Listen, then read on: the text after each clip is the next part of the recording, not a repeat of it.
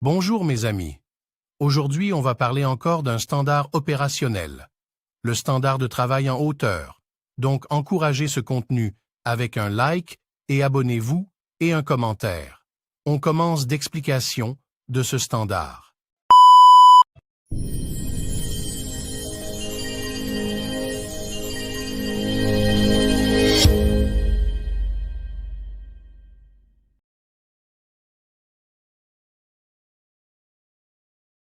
Standard travail en hauteur. Objectif: le standard.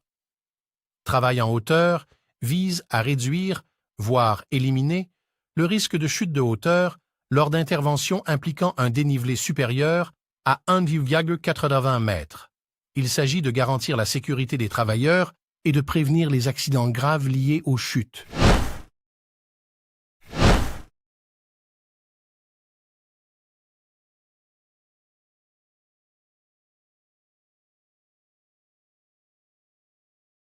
Point clé du standard. Ce standard aborde plusieurs aspects essentiels de la sécurité lors des travaux en hauteur. 1. Préparation du travail en hauteur. 2. Équipement de travail en hauteur. 3. Équipement de protection collective et individuelle. 4. Travaux en hauteur particuliers.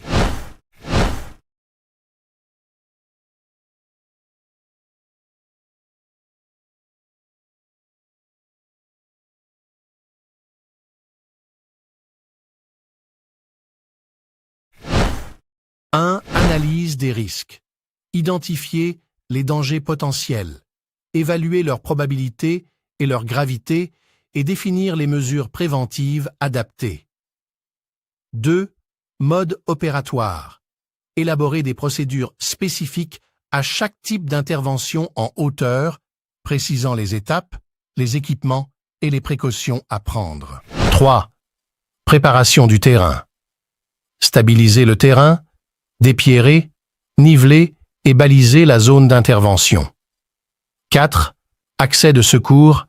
Définir des chemins d'accès et des plans de secours pour garantir une intervention rapide en cas d'accident. 5. Habilitation et compétences des intervenants. S'assurer que le personnel est physiquement apte, formé et habilité à travailler en hauteur.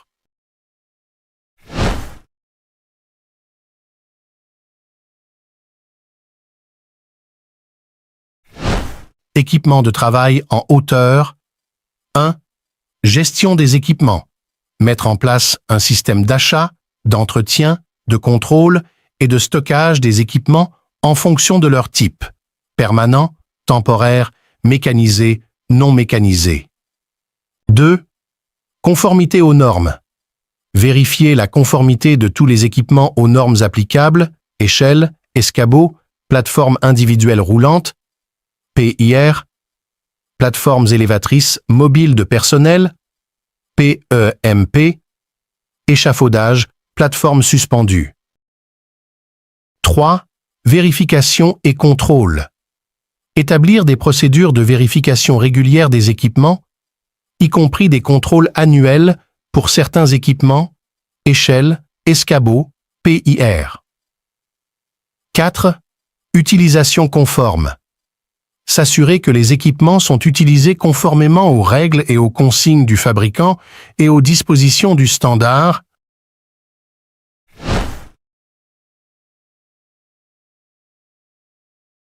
Équipement de protection collective et individuelle. 1. Protection collective. Utiliser des barrières physiques, garde-corps, filets de sécurité pour prévenir les chutes de personnes ou d'objets. 3. Protection individuelle. Utiliser des systèmes d'arrêt de chute. Harnais, longes, absorbeurs d'énergie, anti-chute mobile, etc. lorsque la protection collective est insuffisante. 3. Conformité aux normes. Vérifier la conformité des équipements de protection individuelle aux normes applicables, EN 361, en 354, en 355, en 358, en 360, en 362, en 363, en 364, en 365. 4. Contrôle et entretien. Établir des procédures de contrôle périodique et d'entretien des EPI, harnais, longes,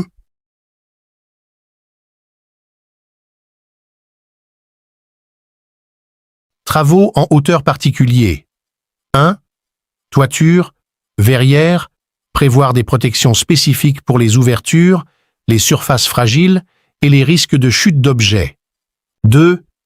Pylônes électriques, poteaux, projecteurs, lampadaires. Respecter les distances de sécurité par rapport aux lignes électriques et prendre en compte les risques électriques spécifiques. 3. Camions-citernes. Gérer les risques de chute et de produits chimiques lors des interventions sur les camions-citernes. 4. Travaux à proximité d'un bassin, d'une tranchée. Considérez ces travaux comme des travaux en hauteur et appliquez les exigences du standard en termes de systèmes anti-chute. 5. Travaux en hauteur dans un espace confiné. Respectez les exigences du standard. Pénétration en espace confiné, en plus de celle du standard.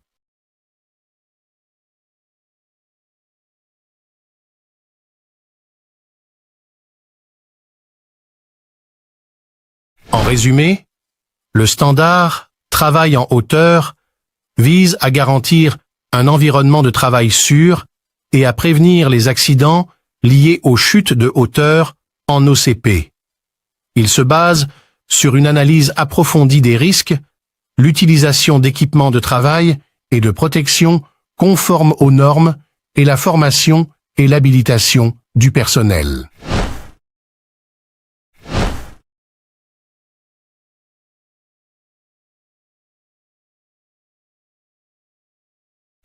Voici les formulaires liés au standard Travail en hauteur, d'OCP.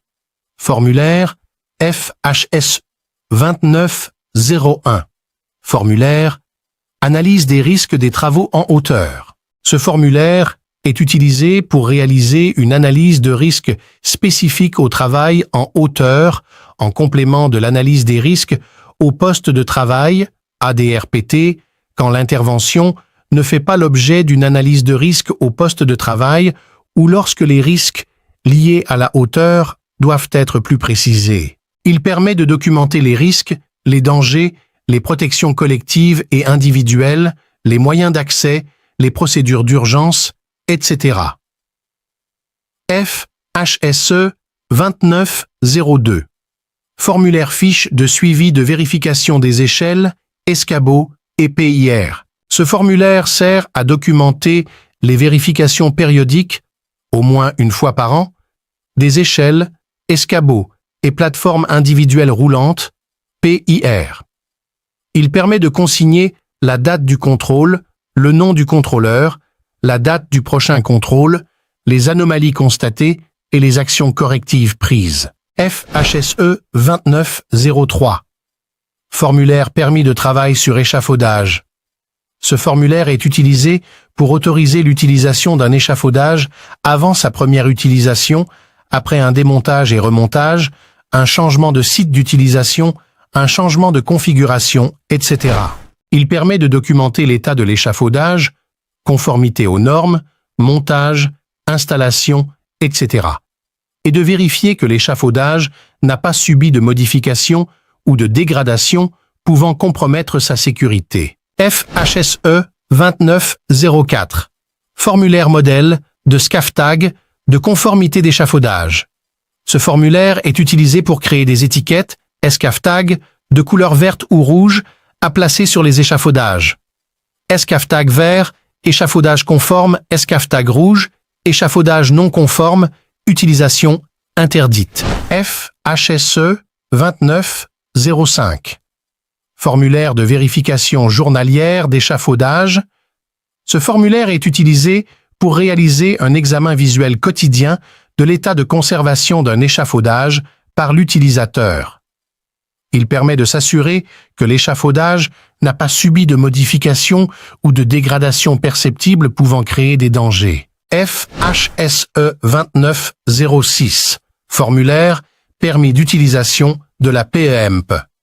Ce formulaire est utilisé pour autoriser l'utilisation d'une plateforme élévatrice mobile de personnel PEMP pour les travaux en hauteur. Il permet de vérifier que la PEMP est en bon état de fonctionnement, que la zone d'intervention est sécurisée, que l'état du sol est adapté, que les conditions atmosphériques sont favorables, que le conducteur est habilité et que la PEMP est adaptée au travail en hauteur demandée. FHSE 2907.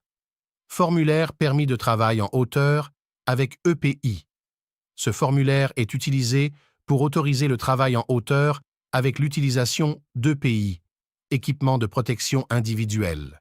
Il permet de vérifier que les EPI utilisés, harnais, longes, absorbeurs d'énergie, etc., sont en bon état, que les points d'ancrage sont conformes, que les procédures de sécurité sont comprises et que les travailleurs sont formés et habilités à l'utilisation des EPI.